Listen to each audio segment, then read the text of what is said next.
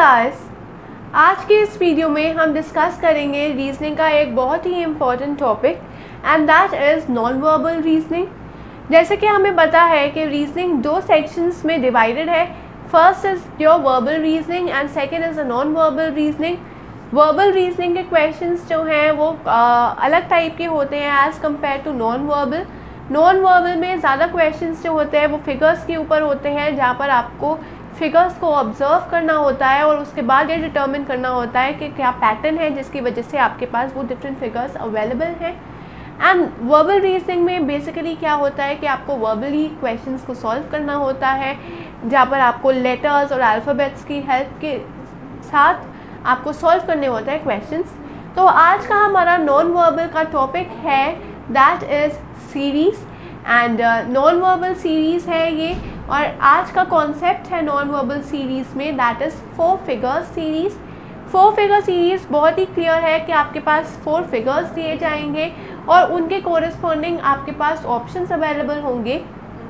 उनमें से आपको एक ऐसा ऑप्शन चूज़ करना है जो उन 4 फिगर्स के साथ अगर आप अटैच कर दोगे तब भी आपकी वो जो सीरीज़ है वो कंटिन्यूड रहेगी, वो डिस्ट्रॉय नहीं होगी।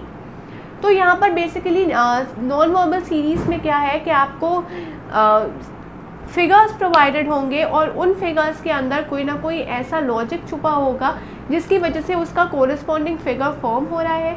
हमें बेसिकली यहाँ पर क्या करना है, फर्स्ट थिंग ऑब्जर्वेशन स्किल्स बहुत स्ट्रॉन्ग रखनी है। बहुत केयरफुली हमने उन फिगर्स को ऑब्जर्व करना है, क्योंकि जितनी ही स्ट्रॉन्ग हम रखेंगे अपनी ऑब्जर्वेशन स्किल उतनी ही ईज़ होगी हमें फाइंड आउट करने में कि हमारे ऑप्शंस में से एक वो करेक्ट आंसर कौन सा है जिसकी वजह से हमारी सीरीज़ से कंटिन्यूड फॉर्म में होगी। आज का हमारा टॉपिक है 4 फिगर सीरीज़, मतलब आपके पास 4 फिगर्स अवेलेबल होंगे और वो 4 फिगर्स जो है वो आपस में इंटर रिलेटेड होंगे। एग्जामिनर्स का मेन पर्पस ये क्वेश्चंस देने का यही होता है कि वो ये देखना चाहते हैं कि आप कितने अच्छे से चीज़ों को एनालाइज कर सकते हैं, आपकी ऑब्जर्वेशन स्किल्स कितनी अच्छी है, आपकी लॉजिकल पावर कितनी अच्छी है, आप कितनी अच्छी रीजनिंग कर सकते हैं, आपकी थिंकिंग एबिलिटी किस लेवल पे है। ये सारी चीज़ें इन क्वेश्चंस के थ्रू आप एग्जामिनर एनालाइज करते हैं। तो ये थी एक बेसिक सी इंट्रोडक्शन। अब हम थोड़े से क्वेश्चन अटेम्प्ट करेंगे regarding non verbal series having 4 figures and फिर हम देखेंगे कि हमने कैसे कॉन्सेप्ट्स के ऊपर कौन से लॉजिक्स अप्लाई करने हैं। So let's take a look at the first question. अब ये जो आपके पास फर्स्ट क्वेश्चन अवेलेबल है, या फर्स्ट क्वेश्चन में आपके पास 4 फिगर्स दिए हुए हैं, एक क्रॉस बना हुआ है और उन क्रॉस में आपके पास सर्कल्स और स्क्वायर्स अवेलेबल हैं। लेकिन उन सर्कल और स्क्वायर्स की जो पोजीशन है वो हर फिगर में चेंज हो रही है। हमें ये डिटर्मिन करना है कि ऐसा क्या पैटर्न है या ऐसा क्या लॉजिक है जिसकी वजह से हर फिगर में एक यूनिक पैटर्न फॉर्म हो रहा है। जब हमें उस पैटर्न का एक लॉजिक पता लग जाएगा तो out of the 4 options that are available हम एक ऑप्शन को ईजिली आइडेंटिफाई कर पाएंगे and that will be our valid answer. तो आइए अब हम यहाँ पे थोड़ा सा लॉजिक देखते हैं, थोड़ी सी ऑब्जर्व करते हैं फिगर्स को, ताकि हम ईजिली अपना लॉजिक क्रैक कर सकें। तो यहाँ पर जब हम लोग केयरफुली ऑब्जर्व करते हैं तो हम फर्स्ट कंपेयर करेंगे फिगर 1 को फिगर 2 के साथ। तो फर्स्ट फिगर में हम ये देखते हैं कि जो हमारा सर्कल है that is at the top right corner और जो स्क्वायर है वो बॉटम लेफ्ट कॉर्नर में है। हमारे पास 4 सेगमेंट्स दिए हुए हैं in the form of square. तो जो टॉप राइट कॉर्नर है वहाँ पर फर्स्ट में है circle and bottom left corner में है स्क्वायर। अब जब हम नेक्स्ट फिगर पे जाते हैं तो फिगर नंबर 2 में हमें ये दिखता है कि जो स्क्वायर की पोजीशन है वो सेम है, लेकिन जो सर्कल है वो अब शिफ्ट हो गया है to the top left corner. First में वो था टॉप राइट में, अब है वो टॉप लेफ्ट में। ये थी 2 हमारी ऑब्जर्वेशंस। जब हम सेकंड और थर्ड फिगर को ऑब्जर्व करते हैं तो अब हम ये देखते हैं कि सर्कल की जो पोजीशन है वो एज इट इज़ है। अब नेक्स्ट फिगर में ये है कि स्क्वायर की जो प्लेस है वो चेंज हो गई है एंड अब पहले वो था बॉटम लेफ्ट में, अब वो कन्वर्ट हो गया है, वो शिफ्ट हो गया है टू द बॉटम राइट। अब ये थी हमारी थर्ड। फोर्थ में क्या है कि जो हमारा स्क्वायर है अब उसकी प्लेस जो है वो फिक्स्ड है, लेकिन जो सर्कल है वो आ गया है नीचे, that is to the bottom left corner. तो हम ये देख रहे हैं कि एक फिगर में सर्कल की प्लेस चेंज हो रही है, एक फिगर में स्क्वायर की, फिर एक में सर्कल की, एक में स्क्वायर की। अब फोर्थ फिगर में हमने देखा है कि सर्कल की पोजीशन जो है वो चेंज हुई है, और अब नेक्स्ट फिगर में चेंज होएगी पोजीशन ऑफ स्क्वायर, और स्क्वायर की पोजीशन ऐसे होएगी कि अब वो ऑल्टरनेट प्लेसेस पे है, तो अब वो फेस करेंगे डायगोनल। तो अगर सर्कल की प्लेस है बॉटम लेफ्ट कॉर्नर पे, तो जो स्क्वायर होगा वो उसकी डायगोनली ऑपोजिट होगा, that is to the top right corner. तो अब जो हमारा स्क्वायर है वो है टॉप राइट पे, और ऐसे अगर हमारा सर्कल है तो वो है बॉटम लेफ्ट पे। तो हम ये देखेंगे कि आउट ऑफ 4 ये फिगर जो है वो कौन से ऑप्शन में अवेलेबल है। हम आराम से आइडेंटिफाई कर सकते हैं कि ऐसा जो फिगर है that is available in option number B. तो B will be a correct option. B जो है वो हमारा आंसर हो जाएगा। क्यों? क्योंकि यहाँ पर हमें जो भी रिक्वायरमेंट थी हमारी पोजीशंस की, इन शेप्स की, वो फुलफिल कर रहा है option number B. So B will be the valid option.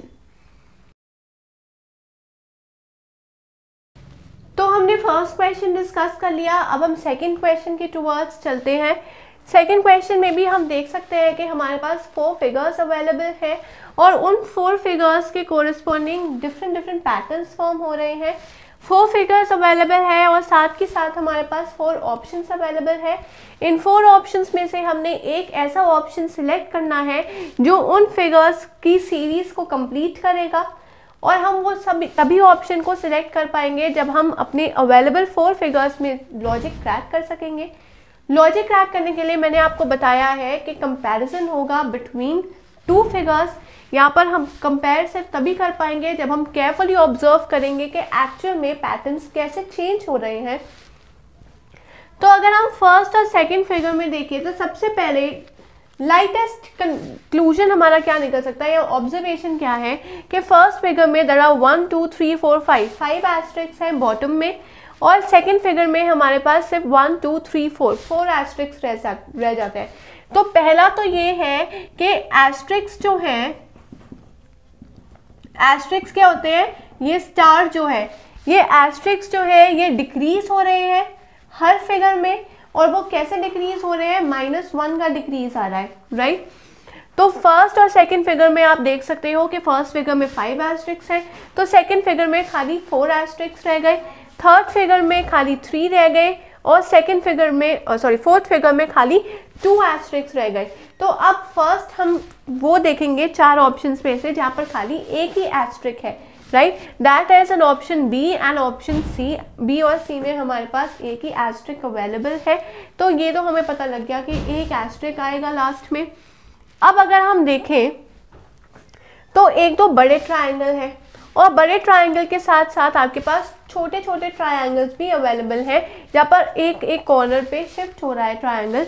तो हम देखें कि first second third and fourth figure में ट्रायंगल्स कहाँ पर शिफ्ट हो रहे हैं। तो अगर केयरफुली ऑब्जर्व करोगे तो आप ये देखोगे दैट स्मॉल ट्रायंगल्स, जो ये छोटे वाले ट्रायंगल्स हैं, they are shifting in clockwise direction.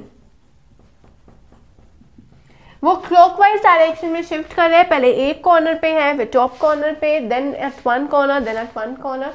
तो हमें पता लग गया कि जो छोटे 2 लॉजिक्स क्रैक हो गए। पहला लॉजिक है कि एस्ट्रिक्स डिक्रीज हो रहे हैं, दूसरा लॉजिक है कि जो छोटे वाले ट्रायंगल्स हैं वो 1 प्लेस जो है वो शिफ्ट हो रहे हैं at the corners in clockwise direction.